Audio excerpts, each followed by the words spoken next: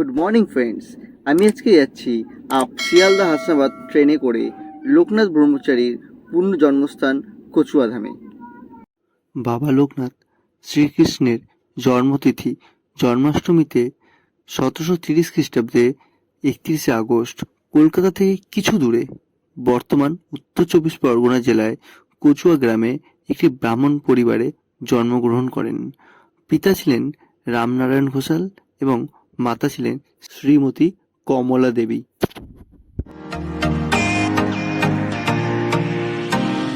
স্টেশনের পাশ থেকে অটো বা টোটো দুটোই ধরে চলে আসতে পারেন কচুয়াধামে।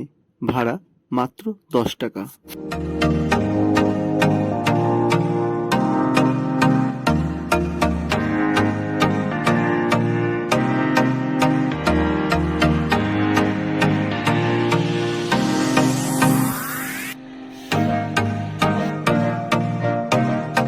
দাদা, তোমার নাম?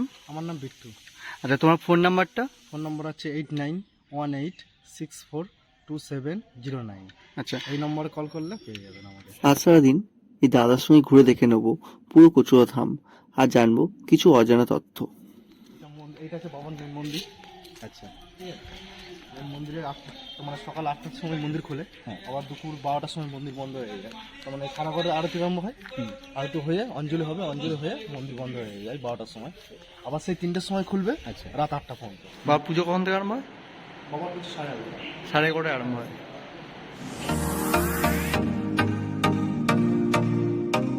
এখানে ধূপকাঠি মোমবাতি জ্বালানো হয়, জ্বালানো হয়ে ধূপকাঠি ও মোমবাতি জ্বালানোর পরে বাবাকে এই মন্দিরে এসে বাবার মাথায় জল ঢালা হয়।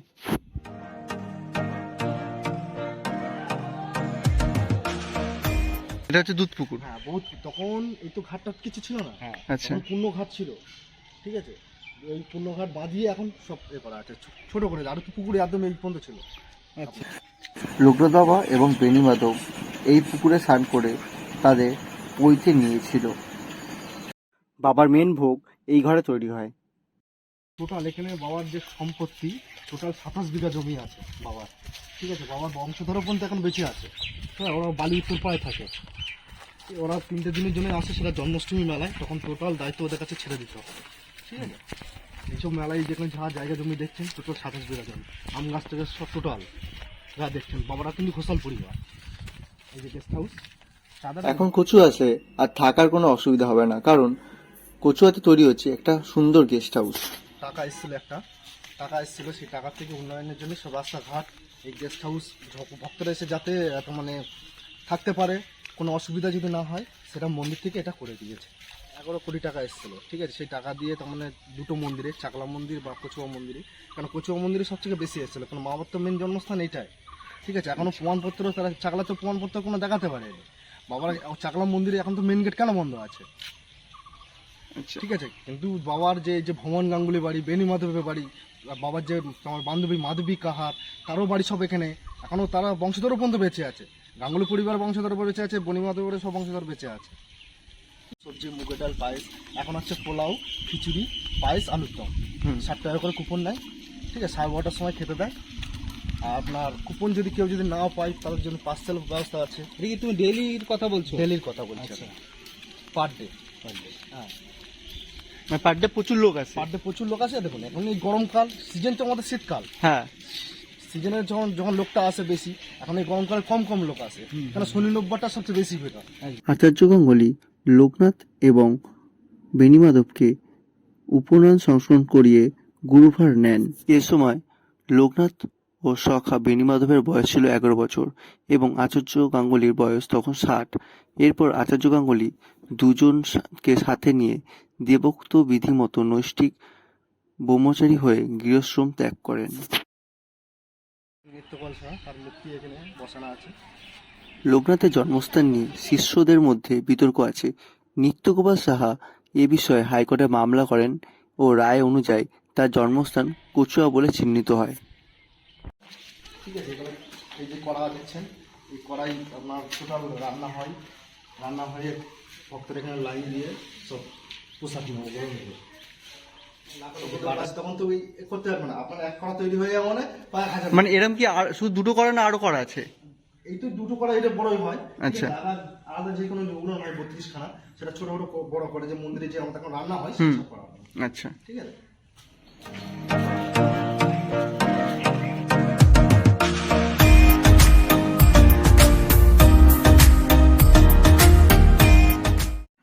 কচুয়া মন্দিরের মেন গেটের ঠিক অপোজিট দিকে রয়েছে বেণীমাধব বন্দ্যোপাধ্যায়ের বাড়ি।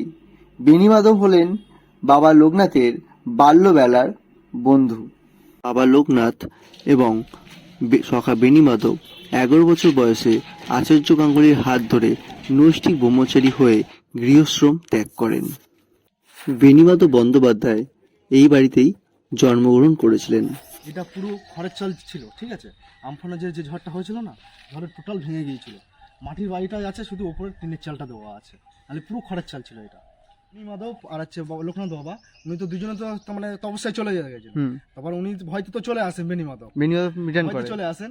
আর তখন লোকনাথ বাবা যখন হচ্ছে আপনার মক্কাতে আসার সময় যখন আসছিল, তখন বেণীমাধব সাইড হয়ে চলে যায়। ঠিক আছে। লোকনাথ বাবা তখন একা হয়ে যায়, তখন হিমালয় পথে, হ্যাঁ হিমালয় পর্বতমালা দেশ। তখন উনি তপস্যায় ফিরে আসার পরে উনি চলে যান মক্কায়। আচ্ছা। মক্কা থেকে কোরআন টোরআন পড়ে টরে এসে আপনার চলে আসে বারোদি আশ্রম। বারোদি আশ্রম তার মানে বাংলাদেশ, ঢাকা। আচ্ছা, ঠিক আছে। উনি ওখানেই দেহ ত্যাগ রেখেছিলেন। গৃহত্যাগের পর বাংলার 1148 সনে আচার্য গাঙ্গুলির তাদের নিয়ে আসেন কালীঘাটের শক্তিপীঠে। 51 পীঠের অন্যতম মহাপীঠ কালীঘাট। তৎকাল কালীঘাট ছিল ঘন জঙ্গলময়। দীর্ঘ 30 থেকে 40 বছর আচার্য গাঙ্গুলি তাদের ধ্যান ও যোগ শিক্ষা দেন। এখন আমরা চলে যাচ্ছি বিবর্তারিণী করুণাময়ী মন্দিরের দিকে।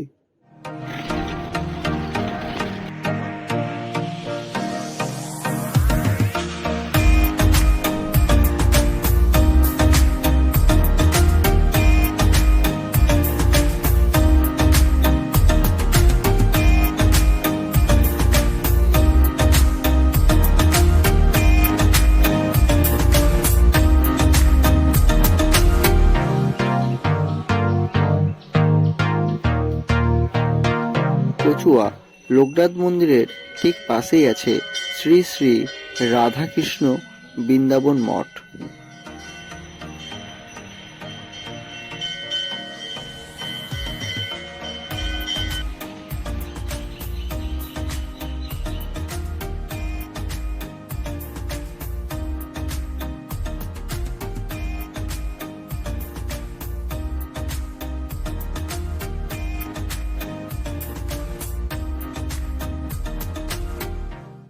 যারা বাসে করে আসবেন তারা ঠিক এই গেটের সামনে নামতে পারেন। এখানে নামতে হলে আপনাকে নামতে হবে শম্ভুনগর বাস স্ট্যান্ডে। এদিকে যে রাস্তা দেখতে পাচ্ছেন এটা চলে গেছে বারাসাতের দিকে, আর এই দিকটা চলে গেছে টাকি বা হাসনাবাদ। আমরা এখন চলে যাচ্ছি ধান্যকুড়িয়া, এক সুন্দর প্রাসাদের গ্রাম। উত্তর 24 পরগনার ধান্যকুড়িয়া এক বর্ধিষ্ণু গ্রাম। স্টেশনের পূর্ব পাড়ের নাম কাকড়া আর পশ্চিম পাড়ের নাম মির্জানগর। এই দুই মিলিয়ে স্টেশনের নাম কাকড়া মির্জানগর। ইংরেজরা তখন ব্যবসার কারণে বাংলার ব্যবসায়ী পরিবারদের সাথে সুসম্পর্ক বজায় রাখতেন। সময়ের পট পরিবর্তনের অনেক কিছু বদলে গেলেও চিহ্নগুলো থেকে যায়। বাংলার সেই রকম এক ইন্দোনীয় ইউরোপিয়ান স্থাপত্যের নিদর্শন দেখতে পাওয়া যায় ধান্যকুড়িয়াতে। কিছু ঐতিহাসিকদের মতে বহু যুগ আগে ধান্যকুড়িয়া সুন্দরবনের অংশ ছিল। জঙ্গলে ঢাকা এক এলাকা পরে একটা ছোট শহরের রূপ নেয়। 340 বছর আগে 1080 বঙ্গাব্দ নদিয়ার উখড়া পরগনা থেকে জগন্নাথ দাস এখানে এসে জঙ্গল পরিষ্কার করে থাকতে শুরু করে। তারপর আস্তে আস্তে আরও ব্যবসায়ী আসেন, তাদের মধ্যে গাইন, সাহু, বল্লভ উল্লেখযোগ্য। ইউরোপিয়ানদের সাথে সুসম্পর্ক থাকার কারণে তাদের ব্যবসা শ্রীবৃদ্ধি ঘটে। সেই সাথে তাদের প্রাসাদে ইউরোপিয়ান শৈল দেখা যায়। এই পরিবারগুলি গুড় ও পাটের ব্যবসা করত। শুধু শৌখিন প্রাসাদ নয়, এই অঞ্চলের তারা স্কুল, হাসপাতাল, রাস্তা তৈরি করেন। ধান্যকুড়িয়া হাসপাতাল গাইনবাড়িরই তৈরি। ধান্যকুড়িয়া গ্রাম উন্নতিতে এইসব পরিবারের গুরুত্ব ও ভূমিকা খুবই গুরুত্বপূর্ণ। আমি এখন আছি গাইন বাগানবাড়ির সামনে। এটি টাকি রোডের পাশে ঐতিহ্যমণ্ডিত একটি স্থাপত্য। 19 শতকের মাঝামাঝি সময় মহেন্দ্র গাইন এই অসাধারণ বাগানবাড়িটি তৈরি করেন, যেটা মধ্যযুগীয় ইউরোপিয়ান ক্যাসেলের মতো দেখতে। সাহিত্যিক সুনীল গঙ্গোপাধ্যায় এই ক্যাসেলের স্থাপত্য দেখে ফরাসি শ্যাত স্থাপত্যের সাথে তুলনা করেছিলেন। গাইন বাগানবাড়িকে আবার কেউ সিন্ড্রেলা অফ বেঙ্গলও বলে থাকে।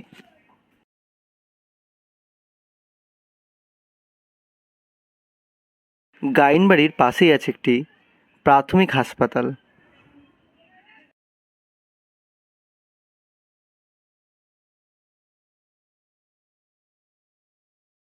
এই বাগান বাড়িতে যেহেতু প্রবেশ নিষিদ্ধ, তাই আমরা ঠিক পিছন দিক থেকে এই বাগান বাড়ির ভেতরে প্রবেশ করছি। ভগ্ন জীর্ণপ্রায় জঙ্গলে ঢাকা গাইন বাগান বাড়িটা কিন্তু আজও তার আভিজাত্যের কথা বলে এবং তার সেই সময়ের কথা মনে করিয়ে দেয়। গ্রীষ্মকালের গরম থেকে রেহাই পেতে ব্রিটিশ অফিসাররা এখানে অবসর কাটাতেন। মহেন্দ্রনাথ গাইন ব্রিটিশদের খুশি করতে এই বাগান বাড়িতে কিন্তু বিভিন্ন নর্তকীদের এনে এক বিরাট জলসা বসাতেন।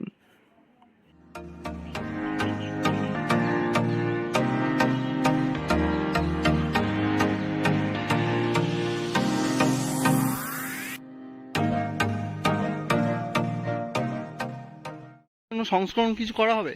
সংশোধন করা হবে, ঠিক আছে, বলছে যে সময় লাগবে। সময় যে লাগবে। 100 দিনে যে কাজটা যখন হতো না, তখন টোটালি পরিষ্কার থাকতো।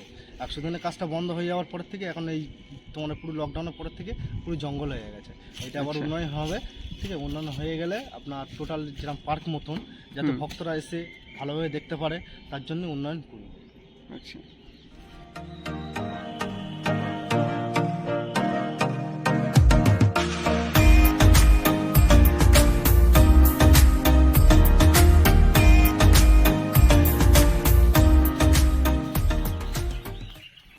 আঠারোশো পঁচাশিতে উপেন্দ্রনাথ সাহু, শ্যামাচরণ বল্ল ও Mahendranath Gain higher secondary school তৈরি করেন। দূর থেকেই বল্লভ বাড়ির মশাল ধরা পুতুলটা দেখতে পেলাম। সাদা সোনালি রং আর পঙ্খের কাজ করা, কি দারুণ বল্লভ বাড়ি। আজ থেকে প্রায় 150 বছর আগে শ্যামাচরণ বল্লভ পাট ব্যবসায় লাভবান হয়ে এই অপূর্ব বাড়িটি তৈরি করেন। দেখলাম প্রাসাদের ওপরে 3টে ইউরোপিয়ান ধাঁচের পুতুল আর 2টো কোণায় 2টি পুতুল। এই পুতুলগুলির জন্যই বল্লভ বাড়িকে পুতুল বাড়ি নামে সবাই চেনেন। বল্লভ বাড়ির সামনে একটি মিনার চোখে পড়ল, তাতে নাম দিয়ে লেখা আছে, যেটুকু পড়া গেল নহবতখানা বলেই মনে হলো। গোপালচন্দ্র আরবালিয়াতে সন 1301। আর একদিকে খোদাই করে লেখা আছে শ্যামাচরণ বল্লভের নহবতখানা। নপতখানা বলতে বাজনা বিয়ের সময় বাজনা টাজনা বাজে। আচ্ছা।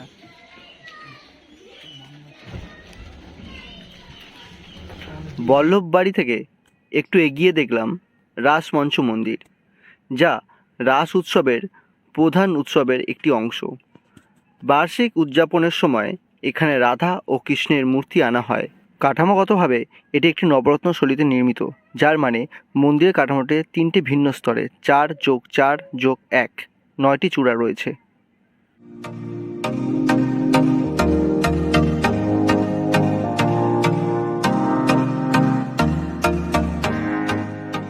আমরা এখন এসেছি সাহু বাড়ির সামনে।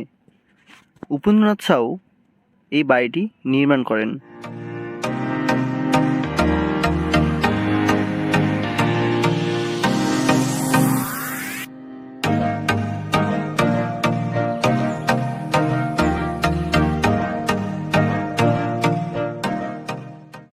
বিশাল গেট দিয়ে প্রাসাদের সামনে দাঁড়াতেই মনে হলো বহু বছর পিছিয়ে এসেছি।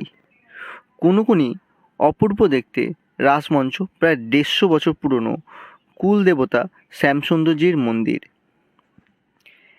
গাইন রাজবাড়িতে 180 বছর ধরে দুর্গাপুজো চলছে। এই পুজো শুরু করেছিলেন গুড় ও পাট ব্যবসায়ী ঈশ্বরচন্দ্র গোবিন্দ গাইন। গোবিন্দচন্দ্র গাইনের পুত্র মহেন্দ্র গাইন জুড লর্ড নামে পরিচিত। মহেন্দ্রনাথ গাইন বেঙ্গল চেম্বার অফ কমার্সের সদস্য ছিলেন। কচুয়াধাম থেকে বাড়ি ফেরার পথে কাকড়া মির্জানগর স্টেশনের ঠিক কাছেই রয়েছে একটি শিব মন্দির। প্রায় 650 থেকে 700 বছর পুরনো এই মন্দিরটি। লোকনাথ বাবার বাবা রামনারায়ণ ঘোষাল পায়ে হেঁটে এই মন্দিরে পুজো করতে আসতেন।